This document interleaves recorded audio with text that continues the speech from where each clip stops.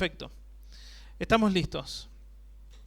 Durante estas semanas, estos últimos meses, he estado escuchando dos palabras o frases que a menudo me las han dicho a mí, a mi esposa, y que también nos ha tocado decir a otras personas. Y antes de decirles esas dos frases, quiero que veamos algunas imágenes y ustedes puedan ver qué es lo que hay en común con este tipo de imágenes. ¿Se alcanza a ver el niñito? Ahí hay otras personas. Una mujer.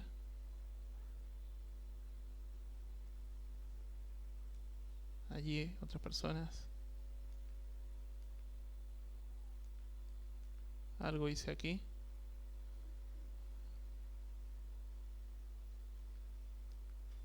Bueno, ¿se le pueden dar clic desde allá? Porque no funciona. ¿Otro clic? ¿Está trabado el computador? Ok, no importa. Pero por el momento, ¿qué es lo que ustedes ven? Tristeza, dolor, llanto, pena. ¿Sí? ¿Alguna vez has estado así? ¿Han caído lágrimas de tus ojos? Yo creo que todos. Desde que nacemos y nos dan la palmadita en el hospital, que nacemos llorando, ¿no? Todos podemos tener gustos distintos. Podemos vestirnos de una forma diferente. Pero ¿qué tienen estas personas en común? El dolor, la angustia, el sufrimiento. El sufrimiento es un lenguaje universal. Como la música, el sufrimiento es un lenguaje universal.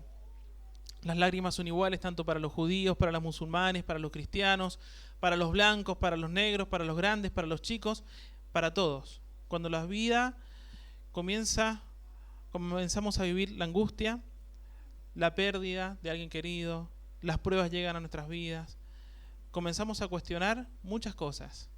Comenzamos a decir, ¿pero por qué? ¿Por qué a mí me tiene que suceder esto? ¿Por qué si soy una buena persona tengo que pasar por esta tristeza? ¿Dónde está Dios en este momento? ¿No se da cuenta que estoy mal? ¿No se da cuenta que estoy sufriendo? ¿Cuántos tienen hijos de los que están aquí? Bastantes, ¿no? Muy bien. Nosotros como padres, cuando vemos a nuestros niños que están sufriendo, lo que menos queremos es que sufran, ¿no? Pero es allí cuando comenzamos a cuestionarnos muchas cosas. Es allí cuando nuestra fe es pasada a prueba. Y vemos de qué está hecha nuestra fe, como se puede llegar a decir. ¿Estamos funcionando? Ahí está.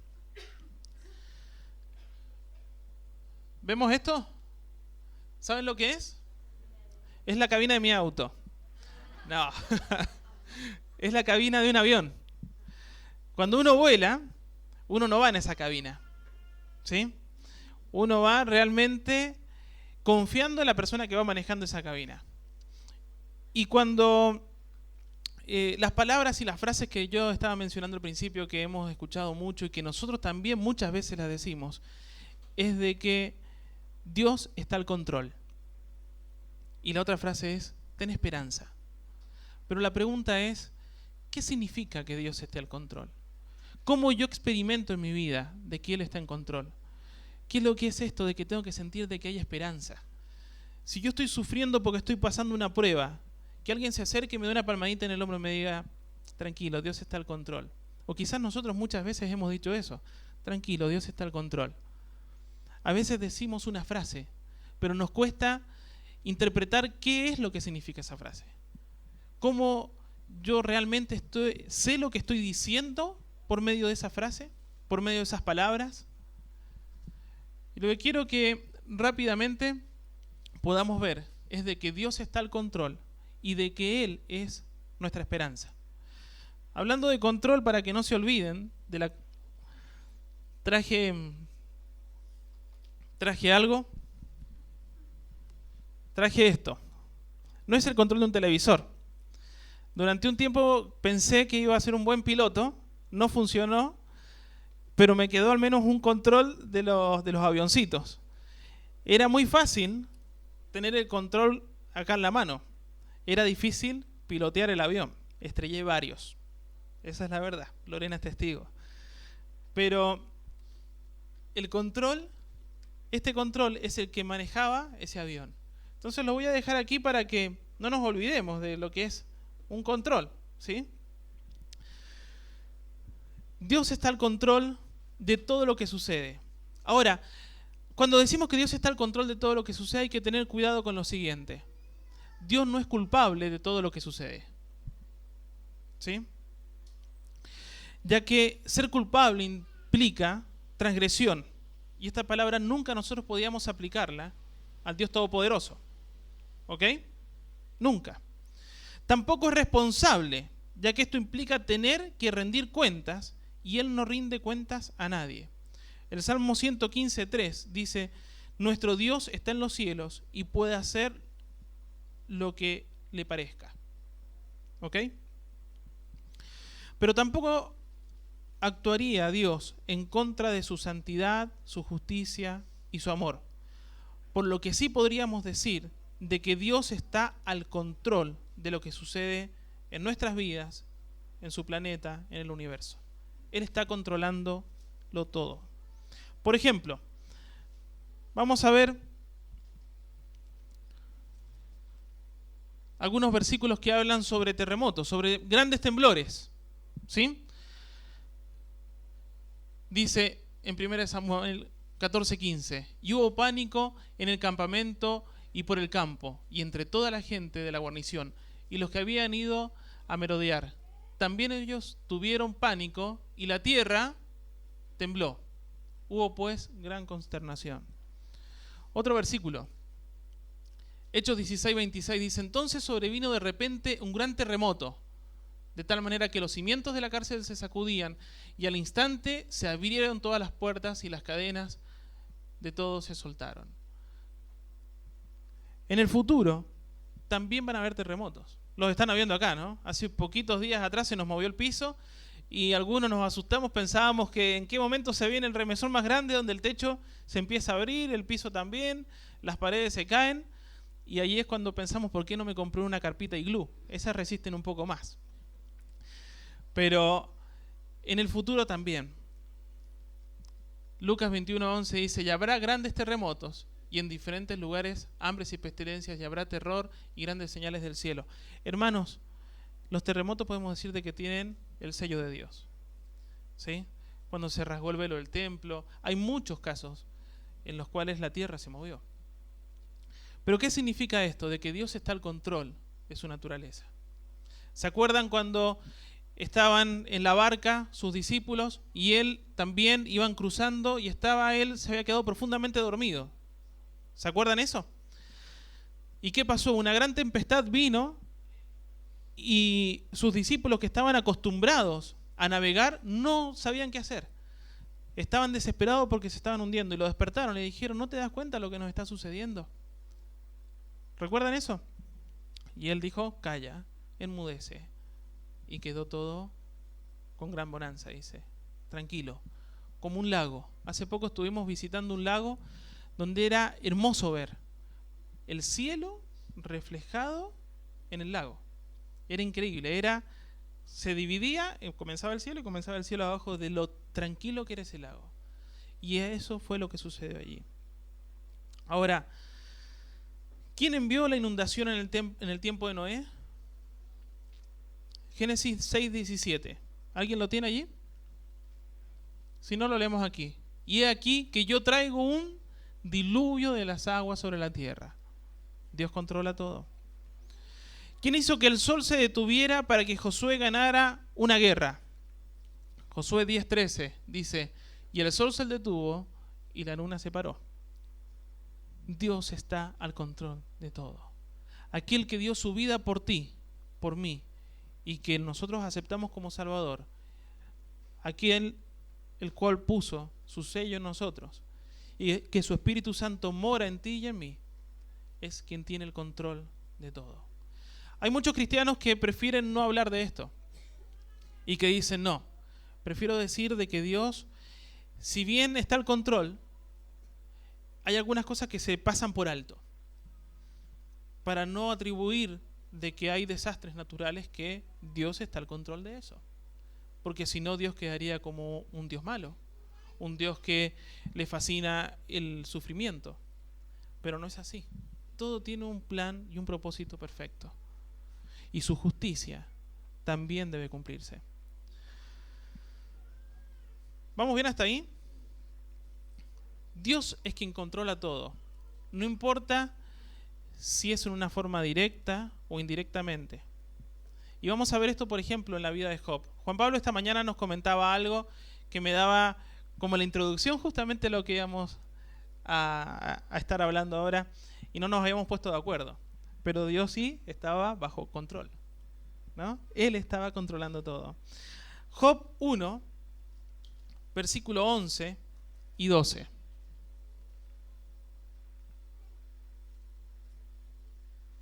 Job 1, versículo 11 y 12.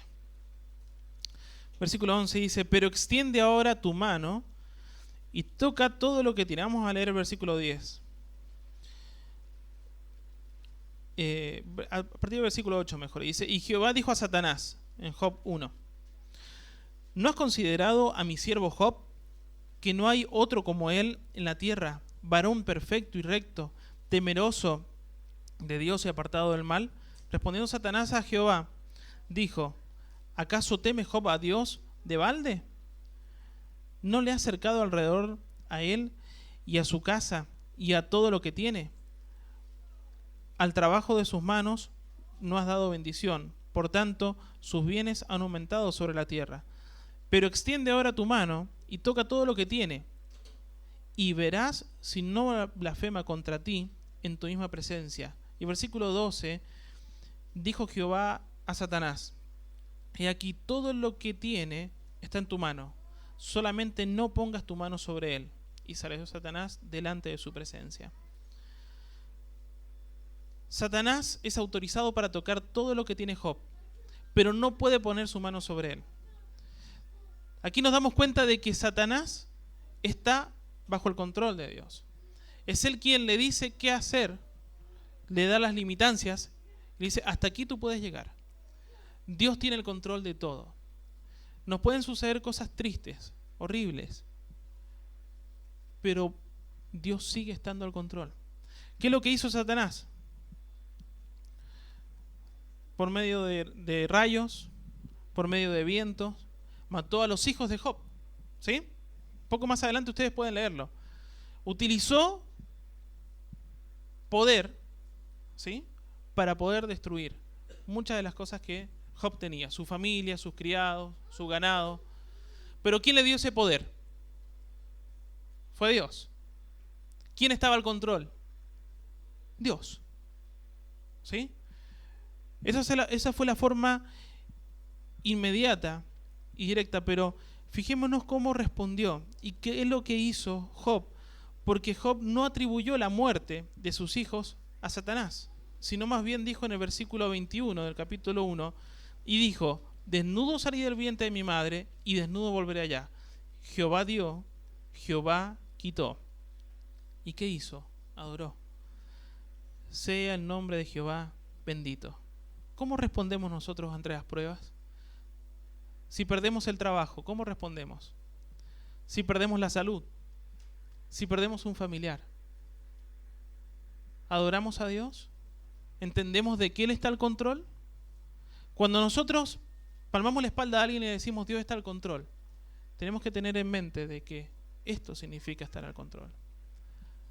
Hermanos, no hay ni un pelo que caiga de nuestra cabeza que Él no lo sepa y que Él no lo permita. ¿Crees en eso? Amén. Maggie, por ejemplo, a principio del año pasado quizás nunca se imaginó que iba a hacer este viaje misionero, y en un principio iba a ir un tiempito, y después nos enteramos que se quiso quedar toda la temporada. Dios estaba al control y puede contarnos un montón de cosas que seguramente ellos en terreno vieron. Pero hermanos, Dios está al control de lo que sucede en tu vida. El tema es también si tú quieres estar controlado por Dios. Porque nosotros, cuando tenemos que comenzar a ceder y dejar de que Dios comience a cincelar nuestras vidas, allí es cuando no nos gusta. ¿Por qué? Porque agarra el cincel, nos golpea y nos comienza a doler. ¿Qué hace? No saca tiempo de mirar televisión, no saca tiempo de dormir, no saca tiempo de mirar tal cosa, no saca tiempo o no saca el darnos un lujo comprando algo, porque nos dice, no lo necesitas. Y ahí es cuando nosotros comenzamos a decir, Señor, ¿sabes qué? Tú estarás al control, pero no quiero que me controles a mí. ¿Te ha pasado? Creo que a todos nos ha pasado. Creo que a todos nos ha pasado. Tenemos la posibilidad de servir a Dios. Esta es una iglesia que tiene muchas áreas en las cuales podemos servir. Pero cuando es el momento de servir, muchos de nosotros, me incluyo, quizás nos quedamos frente al televisor en la casa, mirando un partido, durmiendo, saliendo al mall, y no servimos a Dios. Entonces allí está cuando Juan Pablo esta mañana también nos decía, bueno, ¿cómo ves a un verdadero cristiano? Por lo que hace, por lo que dice, sí, se ve. Y por las actitudes internas del corazón también. ¿Sí? No queremos activistas, pero sí es necesaria una iglesia que se mueva y que se vea. Hermanos, la causa final es de que Dios está a cargo. Él es el creador, el sustentador de todas las cosas y cuida de nosotros. Lucas 6:7 dice, ¿no se venden 5 gorriones por 2 moneditas? Sin embargo, Dios no se olvida de ninguno de ellos. Asimismo sucede con vosotros. Aún los cabellos de vuestra cabeza están contados. No tengáis miedo. Vosotros valéis más que muchos gorriones. Como decía al principio, Dios pagó con precio de sangre por ti y por mí. Valemos mucho más, ¿no? No nos creamos el cuento. Somos sus hijos. Y no por eso vamos a hacer lo que queramos. Pero si Dios está al control, tenemos que estar confiados en Él. La pregunta que les hacía recién, ¿Dios controla tu vida? ¿Dejas de que Él controle tu vida? Si no, es el momento de reflexionar, es el momento de pensar, para que Él sea quien tome el control de nuestras vidas. Ahora, Dios no se deleita en el sufrimiento de la humanidad. Él es clemente y compasivo, lento para la ira, grande en amor y verdad. Salmo 86:15 dice esto. Ahora, como seres finitos, nosotros no podemos juzgar a un ser infinito. Dios no está obligado a decirnos todos sus planes. El barro no tiene derecho a juzgar al alfarero. ¿Sí? Romanos 9:21 dice esto. Ahora, Dios siempre actúa desde el punto de vista de lo eterno en lugar de lo temporal. Y todas sus decisiones tienen una perspectiva desde lo infinito. Él mira desde otro ámbito. ¿Cuántas veces te ha sucedido de que comenzaste con algo y decías, bueno, quedé aquí? Y pasan los años y tú dices, por esto es que me sucedió tal cosa. Por esto es que, no sé, yo tuve tal accidente. Después con los años me di cuenta de que había sido con un fin, con un propósito, el cual era mucho mejor. ¿Te ha pasado? ¿Sí? ¿Por qué hoy estás aquí y no estás de vacaciones en una isla? Porque Dios tiene un propósito para ti, para mí. Aunque sé que muchos quisieran estar en una isla. Pero es aburrido estar en una isla. Estás solo, no tenés nada.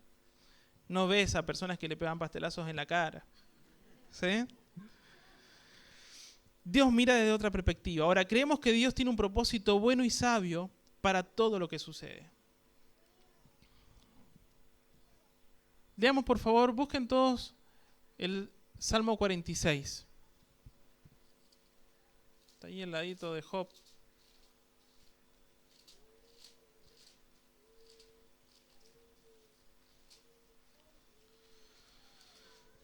Salmo 46. Versículo 1 dice, leamos todos juntos el versículo 1 del Salmo 46. ¿Sí?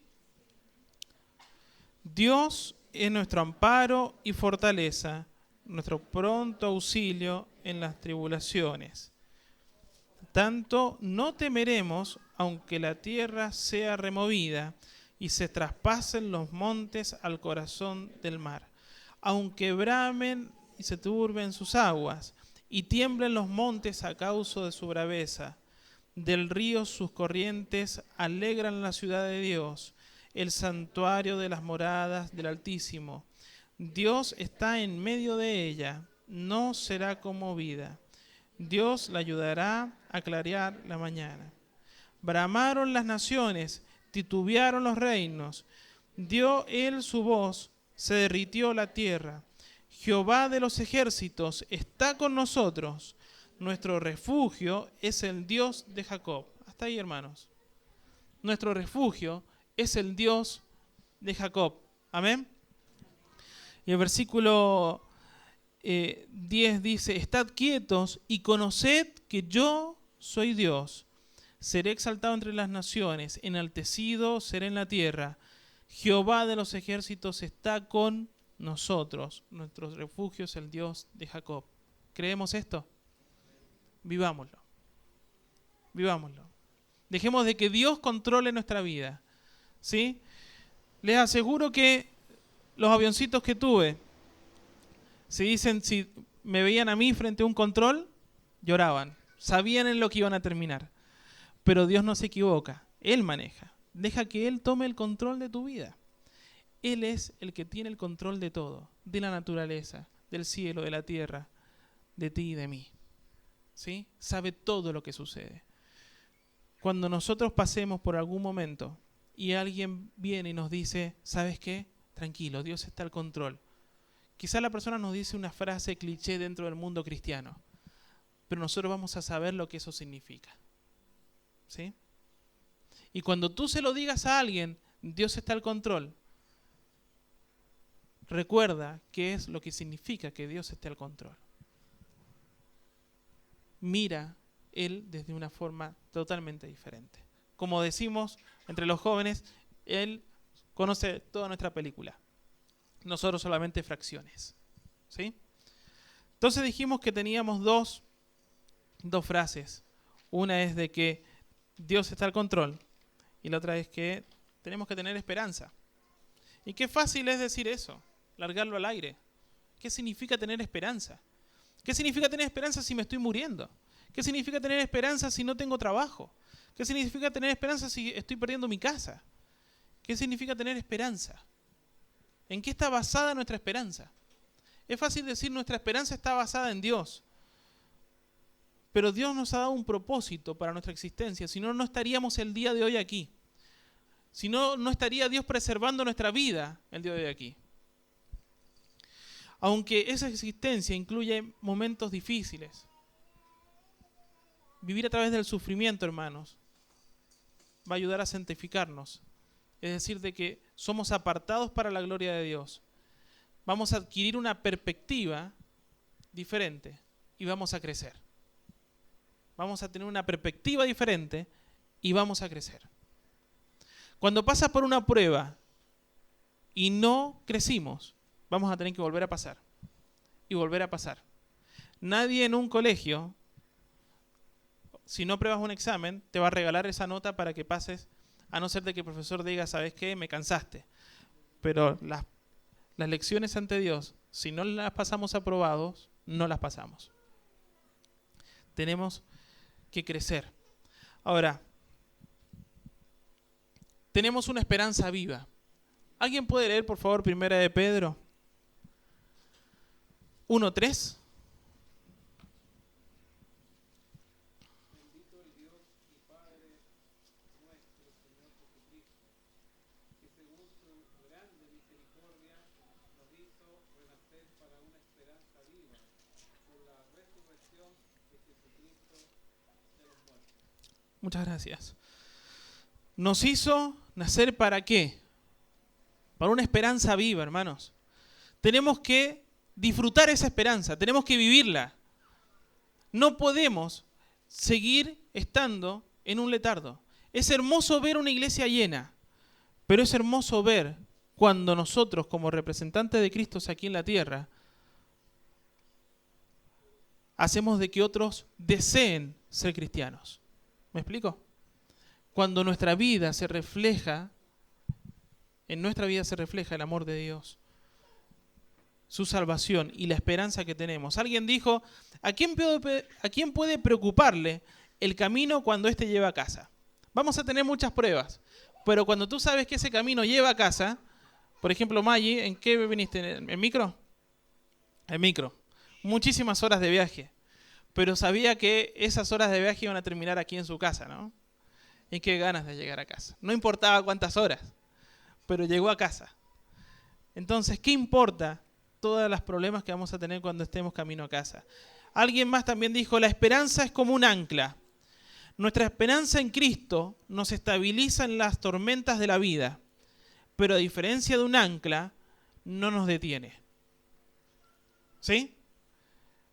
Nuestra esperanza nos ancla en el amor de Cristo. No nos mueve de allí. Pero eso no significa que nos vamos a detener en nuestro crecimiento espiritual. Vamos a seguir adelante. Lo segundo es que tenemos protección divina.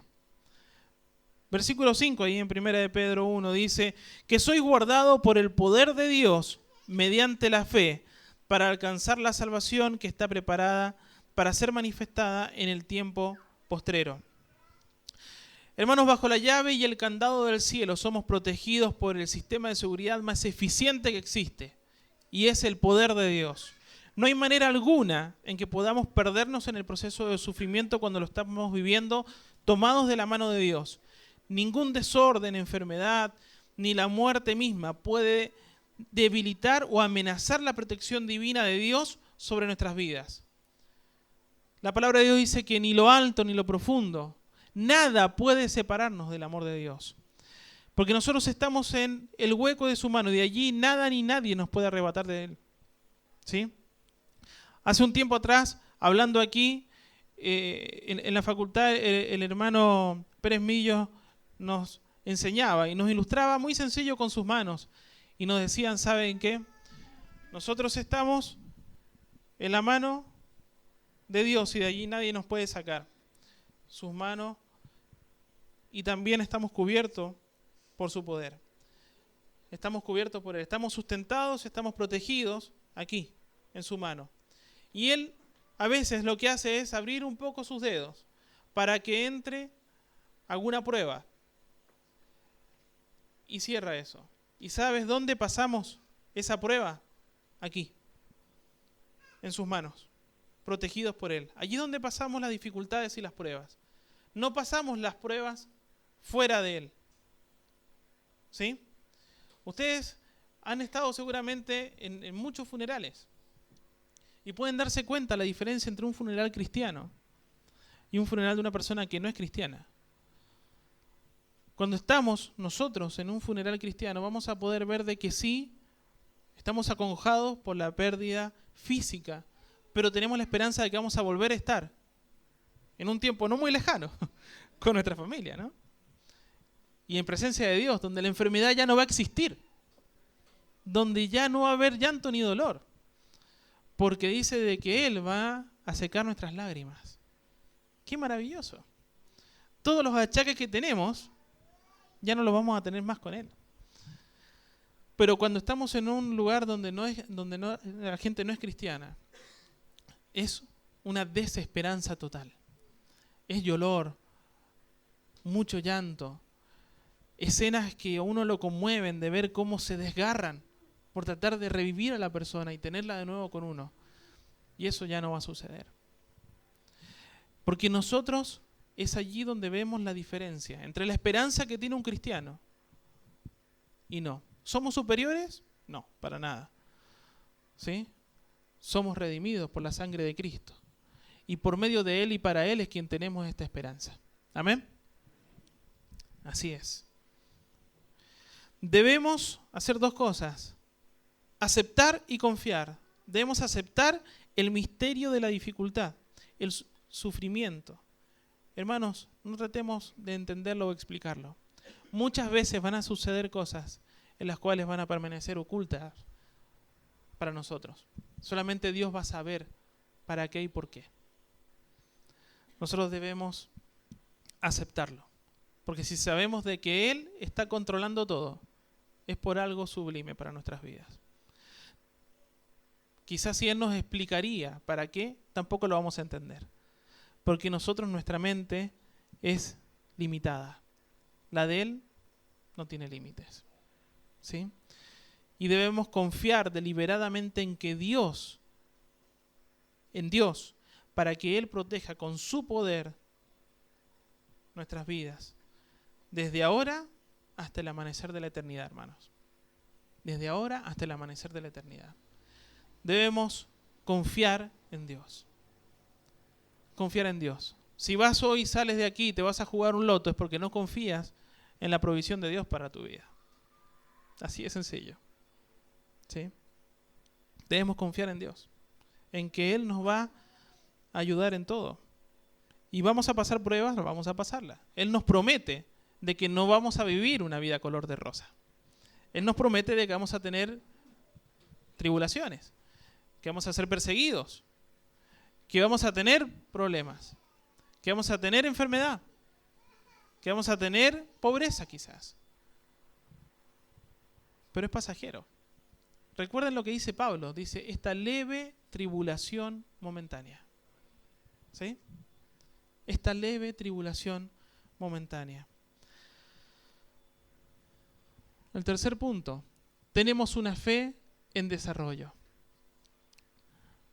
Versículos 6 y 7, dice ahí en Primera de Pedro. En lo cual vosotros os alegráis, aunque ahora por un poco de tiempo, si es necesario, ¿qué dice? Tengáis que ser afligidos en diversas pruebas. Wow. Eso no nos gusta. Mejor saquemos ese versículo de la Biblia, ¿no? Digamos que esto está bien y como yo voy a estar cerca de Dios, Él va a hacer de que todo sea perfecto en mi vida, lindo, amoroso. No, vamos a tener que pasar seguramente por diversas pruebas. ¿Para qué? Y aquí está la respuesta. Para que sometida a prueba vuestra fe, mucho más preciosa que el oro, el cual, aunque perecedero, se prueba ¿con qué? Con fuego. Sea hallada en alabanza, gloria y honra cuando sea manifestado Jesucristo. Las pruebas son necesarias, ya que prueban lo genuino de nuestra fe. Revelan nuestra inutilidad. Nos damos cuenta de que sin Cristo no somos nada y no podemos hacer nada. Nos postran ante Dios y también hacen de que seamos realistas. ¿Sí? Muchos problemas nosotros los tratamos de resolver con nuestras fuerzas. Y el único camino es de la rodilla al piso. Postrarnos delante de Dios. Reconocer de que nosotros no podemos y tampoco sabemos hacer nada para solucionarlo. Pero Él sí, porque Él está al control y Él es nuestra esperanza. Las pruebas nos perturban, nos hacen vivir, experimentar lo que se siente.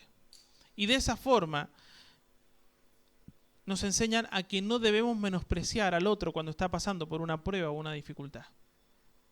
¿Sí? Hay que tener mucho cuidado con eso, hermanos.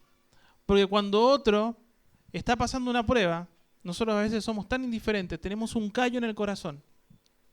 Pero cuando yo he pasado por un problema, y yo sé que la otra persona está pasando por lo mismo, hay como una sintonía, ¿cierto? Y yo sé, tal persona está pasando por esto. Ven, viví algo parecido. Quiero orar contigo. No quiero darte solamente una palmada. Quiero preocuparme por ti.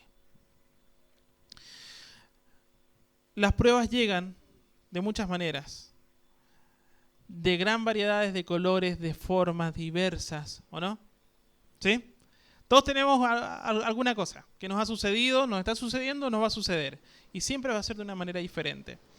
¿Recuerdan Pablo? Pablo dice que tenía un aguijón, ¿no? Y oró 3 veces para que Dios se la quitara. El apóstol Pablo, ¿ah? No es cualquiera. El apóstol Pablo oró 3 veces para que Dios se lo quitara. ¿Y qué dijo Dios? No. ¿Qué dijo Dios? No. No. Pablo finalmente aprendió. Y Pablo dijo, he aprendido a confiar en ti, Señor. He aprendido a vivir con Él. Y ahí fue cuando Dios dijo, mi gracia basta para ese aguijón. Hermanos, ¿la gracia de Dios basta para tu vida? ¿La gracia de Dios basta para el problema que estás pasando? Espero que así sea. Espero que Dios sea quien esté controlando tu vida, porque si no, tu vida va a ser un descontrol. Si no es Dios el que controla tu vida, si yo manejo el control de mi vida, es un descontrol. Como les decía, me estrello de inmediato. Pero cuando Dios es quien controla mi vida, cambia todo.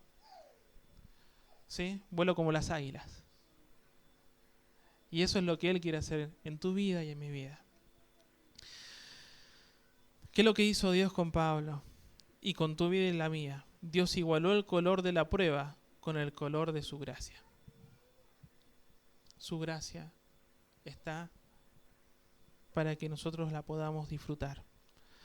Solo la salvación, voy a leer una frase que dijo Charles Swindoll, dijo, solo la salvación puede cambiarnos de espectadores a participantes en el drama desplegado de la redención. Las escenas exigirán mucho, algunas serán trágicas, pero solo entonces entenderemos el papel que juega el sufrimiento en nuestras vidas. Solo entonces podremos emplear la esperanza más allá del sufrimiento. Más allá del sufrimiento. Quiero invitar a Cinti, que nos va a cantar una canción en este momento, y después vamos a terminar. Escuchemos la letra de la canción, ¿sí?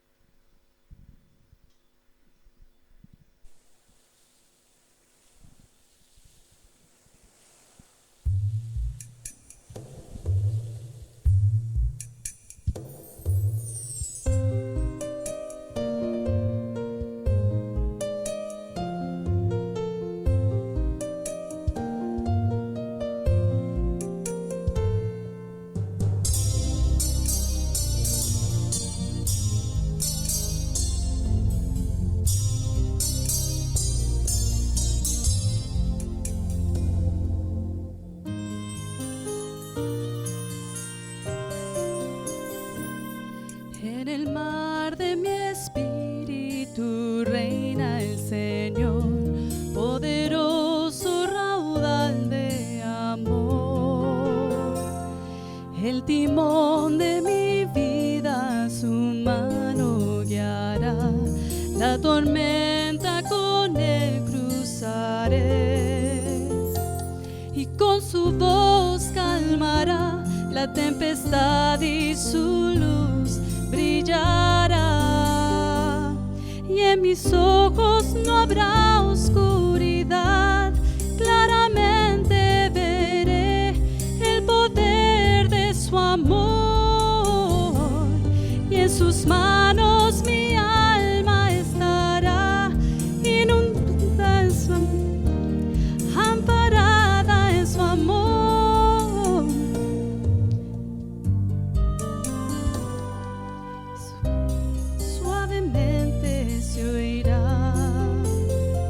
Su palabra por siempre será.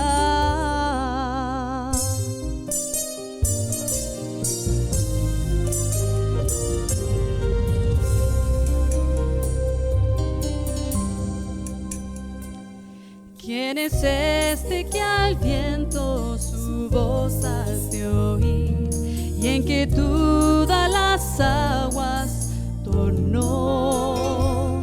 Es la voz de los cielos, mi eterno Señor, todo ser solo a Él adorar, y con su voz calmará la tempestad y su luz brillará, y en mis ojos no habrá oscuridad, claramente veré el poder de su amor,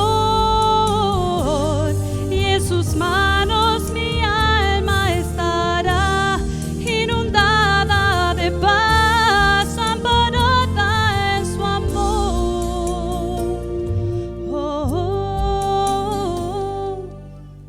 y su voz suavemente se oirá. Su palabra por siempre será. Oh Dios poderoso, a sus manos mi vida llevaré, y en mis ojos no habrá oscuridad. Claramente veré el poder de su amor, y en sus manos mi alma estará inundada de paz, amparada en su amor. Oh,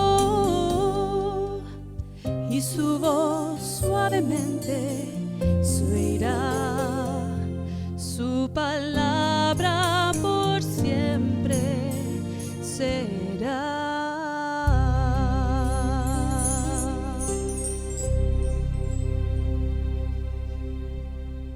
Inclinamos nuestros rostros.